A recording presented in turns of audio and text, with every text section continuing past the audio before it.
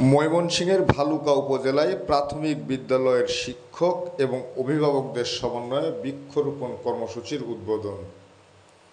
বিস্তারিত দেখুন উমর ফারুক তালুকদারের প্রতিবেদনে। ময়মনসিংহের ভালুকায় বৃক্ষরোপণ কর্মসূচির উদ্বোধন করা হয়েছে।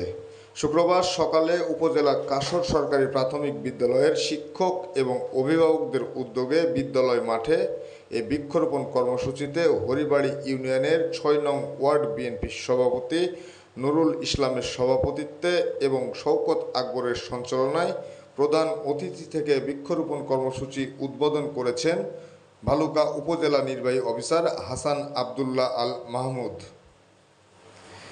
এ সময় আরও উপস্থিত ছিলেন ৬ নং ওয়ার্ড বিএনপির সাধারণ সম্পাদক হারুনুর রশিদ, সমাজসেবক আরিফুল ইসলাম বাবুল, ইউপি সদস্য তোফাজ্জল হোসেন, ওয়ার্ড শ্রমিক দলের সভাপতি ইব্রাহিম, সাধারণ সম্পাদক মফিজ উদ্দিন শেখ, ওয়ার্ড যুবদলের সাধারণ সম্পাদক মানিক মিয়া, যুগ্ম সম্পাদক দিন ইসলাম, যুবনেতা আইনাল হক, মালিক মিয়া, আসাদুল ইসলাম আসাদ সহ অন্যান্যরা।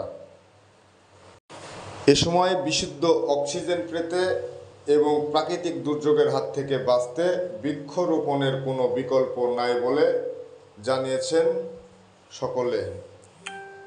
সেই সাথে বেশি বেশি বৃক্ষরোপণ করার জন্য দেশবাসীকে অনুরোধ জানান তারা।